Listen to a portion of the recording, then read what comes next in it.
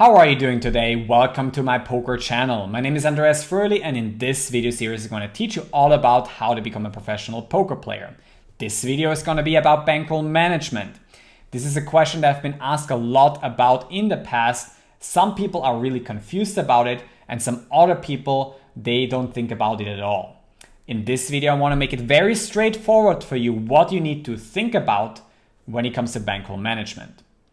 The first thing you have to do before you get even into that is that you have to know why you play poker and why you want to become a professional poker player. That is why I made that video first before this. You can check it out in this playlist on my YouTube channel as well.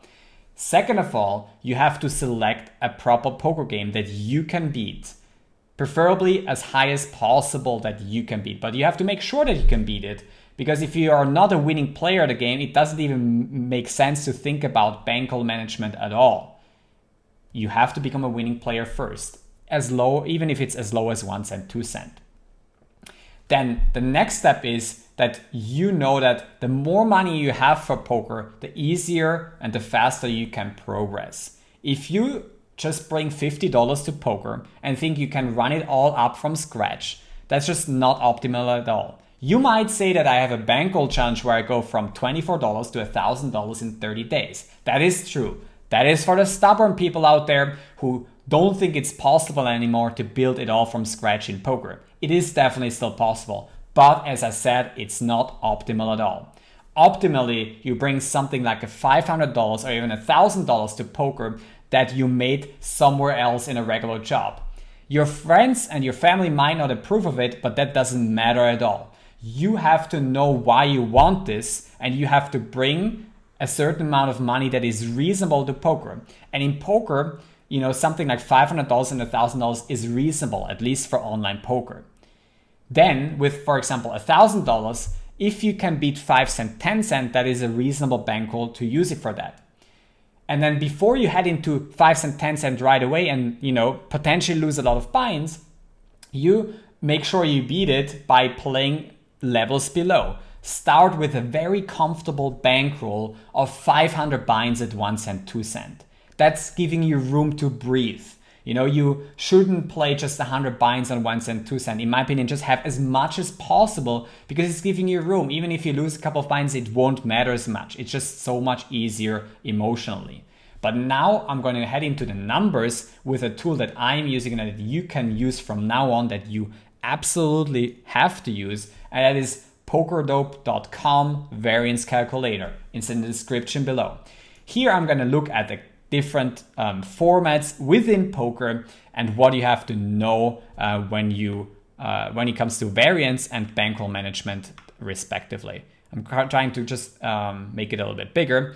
Here, what you have to know first is your win rate in big blinds per 100. You can check that win rate in a program like Hold Manager 2 so that you know how much you're winning against the opponent. First of all, yes, to know that you have to be a winning player, you have to have played a lot of hands.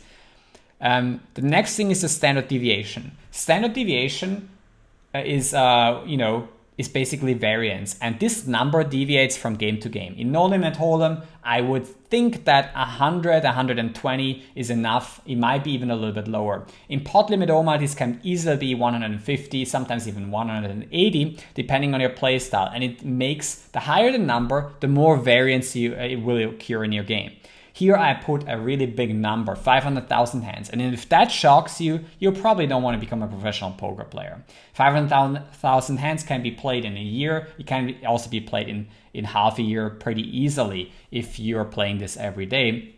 So these bigger numbers shouldn't shock you at all. Getting in some volume is also a very important part of poker, but more to that later in this video series. You can see that once I type in this number and hit calculate, you can see the potential outcomes in a game here like Pot Limit Omaha.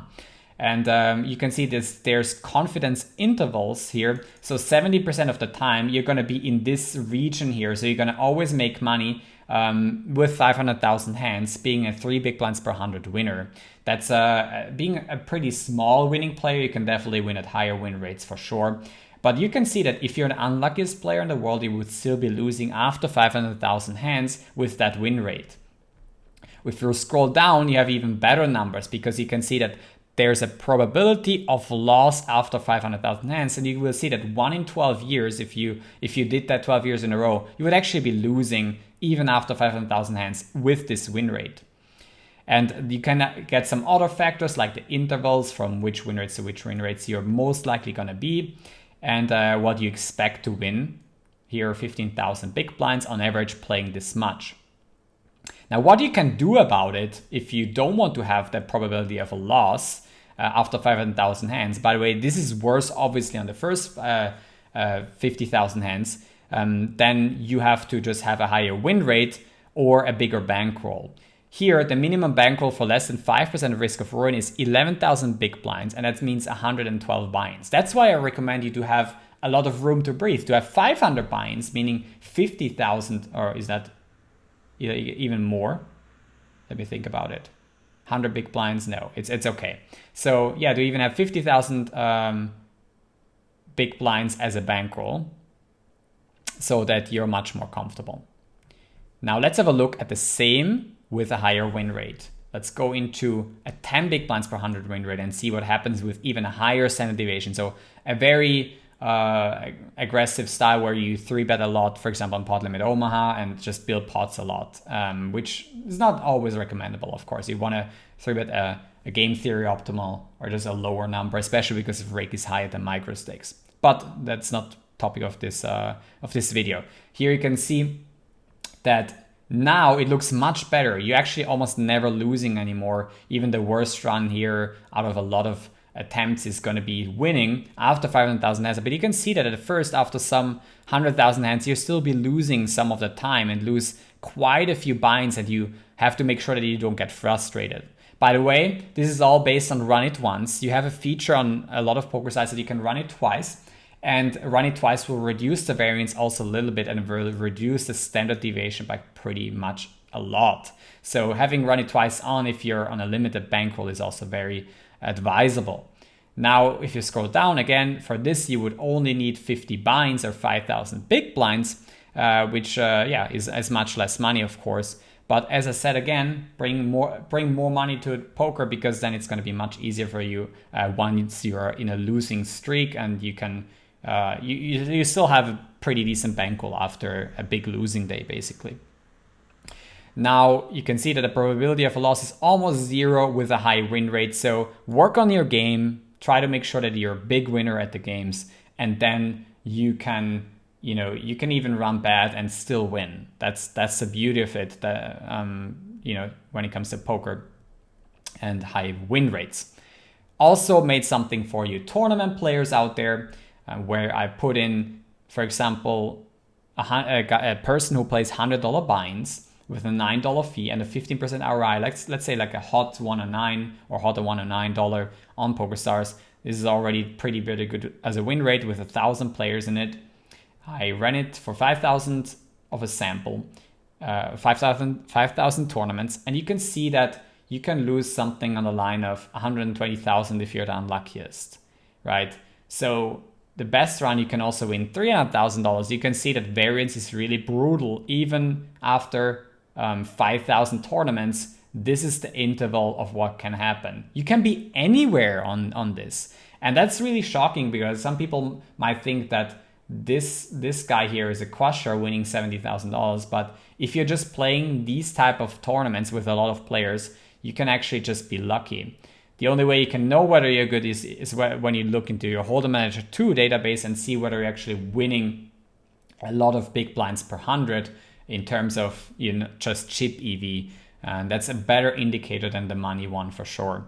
But on the long sample, if you play 10,000 tournaments, it's much better. If you play 20,000 tournaments, you can see that the real winners in the game, who they are, etc.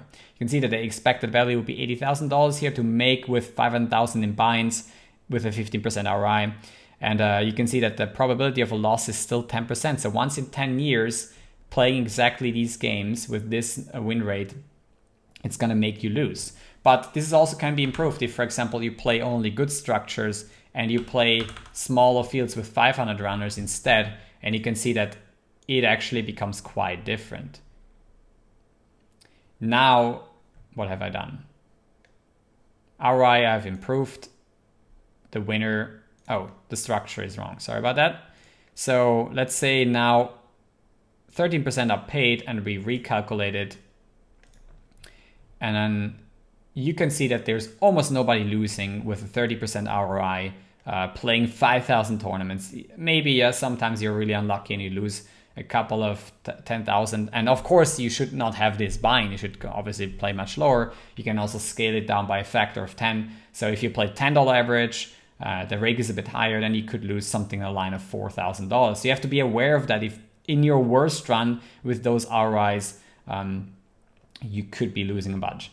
Again, when you obviously have lower tournaments, your ROI could be much higher. It could be as high as 60%, maybe potentially even more. So you can recalculate and see what that means. And you can see that now at a 60% ROI, which is, crushing the limits for sure, you can see that now nobody's losing anymore, right? So this, if somebody were to win at the $100 buy-ins this rate, which I don't think it's possible, and that's at least outside of series, then you would be winning anything from $140,000 to $500,000 with $100 buy-ins. But you have to be absolutely crushing. You can see the probability of a loss is now 0% and some other data on here.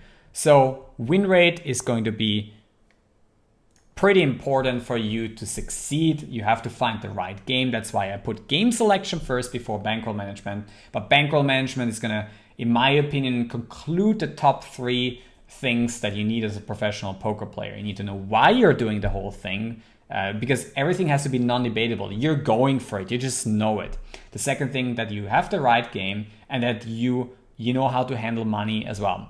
Also, something that I want to note here is, before I forget about it, is that money management as a whole is a skill as well, and it goes beyond just managing money at poker sites or having the right amount of buy-ins. For instance, depositing money on a poker site can cost you 2% on the amount deposited. If you constantly deposit and withdraw, you're always losing 2%. I actually knew some cases where that probably cost a loss of 10% of the winnings because of constant withdrawal and depositing with, for example, your bank account. You can also use services such as Neteller and Skrill. These are e-wallets that help you move money around on poker sites, and then the fees will actually not be there anymore. But in the end, if you want to cash out for good, and then, especially I think after October this year, these e-wallets will have a fee as well. So you can lose money there too. There's also something that needs to be said about currencies. If you play multiple currencies, especially in live poker, if you play in euros, dollars, and for myself, Swiss francs, you have to manage all these currencies and, plan ahead in years. For instance, because I moved to Austria, I was very low on euros. And if I wanted to converge all my dollars and Swiss francs into euros, I just would have, if I wanted it fast, I would have a loss of like 3 or 4% of, let's say a third or fourth of my net worth, which is pretty much a lot of money to be lost for just a simple click of a button because you're transferring those currencies. So currency loss and all these things can be a great deal, can be a big deal in poker, especially when you visit or travel to places. You always have a little bit of hassle with it, and you wanna basically have also a network,